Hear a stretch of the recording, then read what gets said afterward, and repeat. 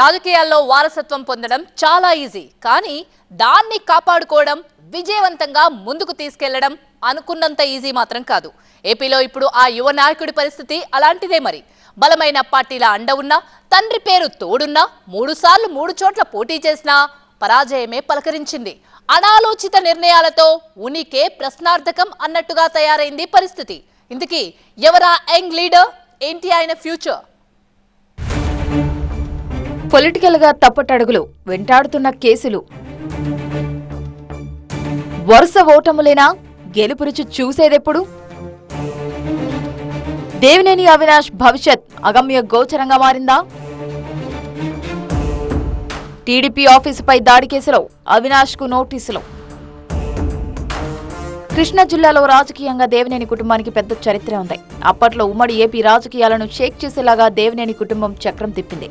అలాంటి ఫ్యామిలీకి వారసుడిగా పొలిటికల్ ఎంట్రీ ఇచ్చిన దేవినేని అవినాష్ మాత్రం ఆ స్థాయిలో నిలదొక్కుకోలేకపోతున్నారు. కాంగ్రెస్ నుంచి టీడీపీ, టీడీపీ నుంచి వైసీపీ, మరి ఇప్పుడేంటి అన్నట్టుగా తయారైంది పరిస్థితి.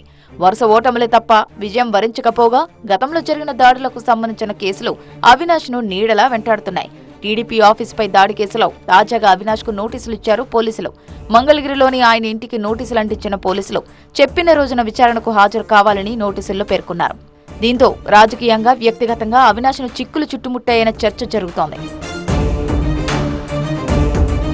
అయినా ఇవన్నీ అవినాష్ స్వయంకృతాపరాధమేనన్న ముచ్చట బలంగా వినిపిస్తోంది.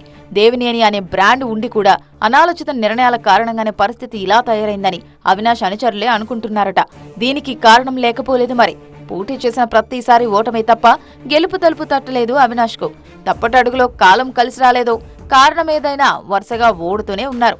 3 పర్యాయాలు 3 చోట్ల పోటీ చేసినా ఫలితం అనుకూలంగా రాలేదు. ఫాలోయింగ్ తక్కువేమైనా ఉందా అంటే దానికి మాత్రం డోకాలేదు. కానీ వరుస ఓటములు పలకరిస్తుండడం దేవినేని అనుచరులకు కంటి మీద కొనుకు లేకుండా చేస్తోందట.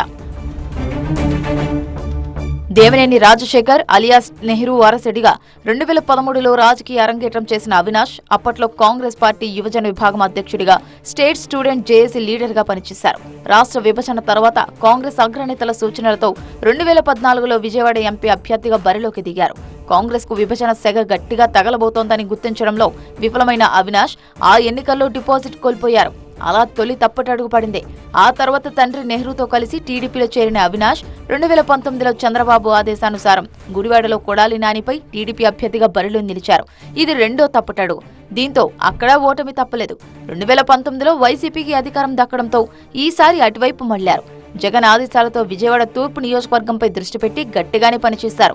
ఎమ్మెల్యే కాకపోయినా ఆ స్థాయిలో అభివృద్ధి పనులు చేయించారని పేరుంది. కానీ 2024 ఎన్నికల్లో అక్కడి నుంచి వైసీపీ అభ్యర్థిగా పోటీ చేసినా ఓటమి తప్పలేదు.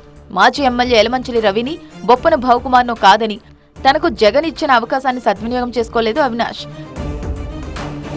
వరుస ఓటములతో దేవినేని అవినాష్ రాజకీయ భవిష్యత్ అంధకారం అవుతోందని ఆయన అనుచరులు ఆందోళన చెందుతున్నారు. ఆవేశంగా, అనాలోచితంగా అడుగులు వేయటమే కాదు, అర్థం పర్థం లేకుండా రాజకీయం చేయడమే ఈ పరిస్థితికి కారణమన్న చర్చ జరుగుతోంది. రాజకీయాల్లో ఓర్పు, సహనం కీలకమని, అది లేకపోవడమే అవినాష్ ప్రస్తుత పరిస్థితికి కారణమనే అభిప్రాయం వ్యక్తమవుతోంది. అనవసరంగా రాజకీయంగా శత్రువులను పెంచుకొని వివాదాల్లోకి వచ్చారంటూ అవినాష్ పై బెజవాడ రాజకీయాల్లో జోరుగా చర్చ నడుస్తోంది. వైసీపీలో చేరి విజయవాడ తూర్పు నియోజకవర్గం అభివృద్ధికి కృషి చేశారు అనే పేరు వచ్చిన టీడీపీ కార్యాలయంపై దాడి కేసు అవినాష్ కెరీర్లో మాయల మచ్చలా మిగిలిపోతుందంటున్నారు విశ్లేషకులు. ఆయన ఓటమికి అది కూడా ఓ కారణమై ఉండొచ్చంటున్నారు. ఆవేశంగా వేసిన అడుగులే ఇప్పుడు అవినాష్ ను అగాధంలో పడేశాయని, గెలుపు వరిస్తుందనుకున్న చోట అదనంగా కేసులు చుట్టుముట్టాయని అభిప్రాయపడుతున్నారు. మంచి పొలిటికల్ బ్యాక్గ్రౌండ్ తో వచ్చిన అవినాష్ అదే స్థాయిలో సక్సెస్ ను చూస్తారా, లేక గెలుపు చూడని నాయకుడిగా మిగిలిపోతారా అన్నదే టాప్ డిస్కషన్ పాయింట్ గా మారింది. మరి అవినాష్ ఇప్పటికైనా రాజకీయంగా ఆచితూచి అడుగులు వేస్తారో లేదో చూడాలి.